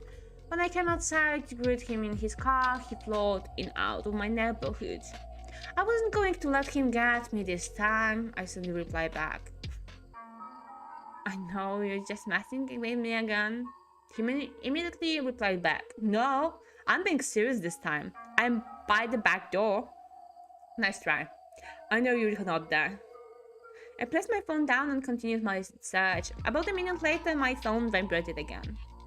I'm downstairs. Ben, you can't troll me 3 weekends in a row. However, I'll give you an A for effort. I placed my phone down again. I wasn't going to play his little game. As I was about to continue my search, I started to hear something from the deafening silence of my dark house. I faced the doorway behind me and listened closely. It sounded like footsteps, silent footsteps walking around downstairs. I was nerve-wracking. I couldn't believe it. Was my mind tricking with me, or was Ben actually in my house? I grabbed my phone. Are you joking with me, man? I continued to listen as my phone vibrated again. No, I told you I was downstairs, but you didn't believe me. I was quite relieved that it was him, but I was pissed off that he broke into my house. I could hear him walking around downstairs still as I waited for him to come into my bedroom. I grabbed my phone again. Aren't you going to come upstairs? I can hear you walking around downstairs. Just come up here already. I sent a message and waited for him to respond. I was starting to get a little annoyed after a minute of waiting. I got up from my bed and went to the doorway. I proceeded to shut downstairs. Get your ass upstairs already. Stop fucking around. I sat back on my bed as I began to hear him walk upstairs. Suddenly, my phone vibrated again. It was a text message from Ben. You know I was fucking with you, right? My heart stopped. My heart dropped. I looked up the doorway to see my killer smiling at me. Oh, fuck. Oh, fuck. Like, it wasn't really scary, to be honest, but it really reminded me about the horror game we played, Fear of Phantom. It was the similar kind of story, like the man downstairs and me hiding from him. Yeah. Memories are back right now. They are. That's not good. That's no good. So I shouldn't be so scared about it, but I've got some shivers. It wasn't even scared. Okay, so since I wanted to end the stream and Scout asked me about sea shanties, I can sing one sea shanty which I really like. And after this I'm gonna end the stream. Is that okay with you guys? I hope it is.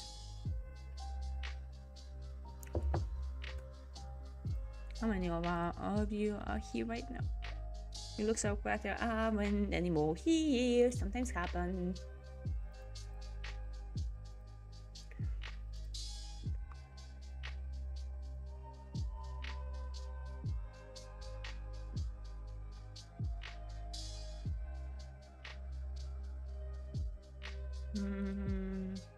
Sounds good to me. Okay. I keep meaning to ask about the haunted PS1 demo disc collections. I do not know this, and it doesn't sound like the thing I would like to know about, to be honest. Okay, so let's stop the music. I'm kind of shy right now. It was a long time no singing here, and it's not a karaoke stream, so I'm kind of shy. But oh yeah, so na tańcach ją poznałem, długowłosą blond, dziewczynę moich marzeń nie wiadomo skąd. Ona się tam wzięła, piękna niczym kwiat. Czy jak syrena wyszła z morza, czy ją przygnał wiatr? Żegnaj Irlandio, czas drogę mi już. W porcie gotowa stoi moja łódź.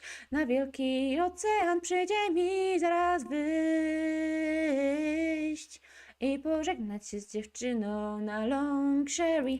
Ująłem ją za rękę delikatną jak latem mały motel albo róży kwiat. Poszedłem z nią na plażę wsłuchać się w szum fal. Pokazałem jasnowłosej wielki morza czar. Żegnaj Irlandio, czas drogę mi już. W porcie gotowa stoi moja łódź. Na wielki ocean przyjdzie mi zaraz wyjść i pożegnać się z dziewczyną na long sherry. Za moment wypływamy w długi, trudny rejs i z piękną mą dziewczyną przyjdzie rozstać się. Żagle pójdą w górę, wiatr je pogna w przód i przez morza me uniesie, czy ty zostaniesz tu. Żegnaj Irlandio, czas drogę mi już. W porcie gotowa stoi moja łódź. Na wielki ocean przyjdzie mi zaraz wyjść i pożegnać się z dziewczyną na long sherry.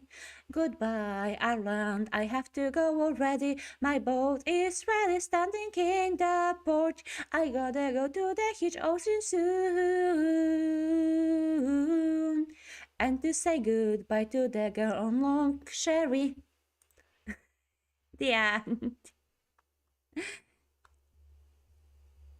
One of my favorite shanties, but the English one, the English chorus wasn't really easy to see. Okay, but why are you singing a song about Ireland? Because it's a shanty. It's a shanty. Didn't you know this? It's not very popular, but it's a Polish shanty. Can you read one of the classic creepypasta? Maybe not today, because I really want to end this stream. But if you guys like the stream, then maybe I make the one more with reading creepypasta, and then I can read one of the classic ones, because that was the one I found today. Thanks BSL, thank you. Ireland song. It was about Ireland, but it's a Polish one. Okay, we have another reading stream? Yeah, perhaps yes. Depends on how you guys did you like it. Like, it mostly depends on you. I'm glad, Rebecca, you liked it. I'm really good. So it was over 2 hours. I expected it to be only 2 hours max, like 1.5 hours. That was the estimated time of streaming today, but well, looks like it's longer. So let me show you a schedule. It's not posted anywhere yet, but I make one. So there's gonna be 2 streams for sure. The one on Tuesday is Tokyo Dark. Some of you might already saw an art from Kat on the Discord server or on the Twitter. It was made especially for this stream and for a thumbnail. And the next stream will be on Thursday, The Cave. I'm gonna start the new one and show you stories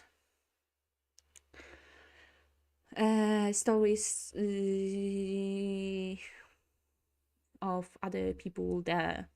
I think it's the monk, the time. No. Yes, the other people. I don't remember them right now. And speaking on Saturday and Sunday, I don't know about streams there because they will be a stream for sure. But I don't know if it's gonna be Cult of the Lamp or maybe collab with Rat and Koneko because it might appear this week. I've got long break in my school and work, so might be 2 streams. It'll be gorilla stream during those days. Okay, I still don't know what game and where, but Saturday or Sunday, at least one stream for sure. It depends on my available because I'm probably go to my parents for the weekend. We'll see. But this is the schedule for this week, and I'm gonna post it on Twitter and YouTube and Discord after this stream ends. So probably in half of an hour before my sleep. Dark Souls 1, but each death one shot. No, I'm not gonna do drinking streams, Scout. Sorry, but you might drink if you like. I'm not gonna. Thank you guys for attending today's stream. I really enjoyed it. I think the creepypasta.com has better stories than the first website where stories were good. Well, I actually read only one. It was good. The language was nice, but it wasn't scary at all. Like, I'm not talking that the stories from creepypasta.com were creepy or scary, but they were clearly better. Often Berkiap Komięta. Oh, this one. I already had it with me today. So, this might be good. For my English friends who do not know what is it, it's some of juice I sometimes drink during our streams. It's apple and mint juice, something like this. The one juice which is talking to me sometimes. Like today, it told me that it's time to hug. Sometimes it says great things. I'm glad I could make it. I almost missed it. I'm also glad, Erika, you've been here. I'm really thank you. Thank you guys for being here. Thank you, Erika. Thank you, Scout. Thank you, BSL. Thank you, Rima. Thank you, Kat. Thank you, Rattle. Thank you, Luis. Thank you, Pixelassie. Thank you, Seabot. Thank you. Is that all? Oh, thank you, Isabella. And whoa. Looks like that's all of people who appeared today, and I'm really glad you came and, well, read those stories with me. We need to say goodbye to my sweet assets and my cute sass lamp and the book I was reading from, and my boba and my pumpkin and my pot. You might see those things one more time in the future. And yes, it is time to hug Erika.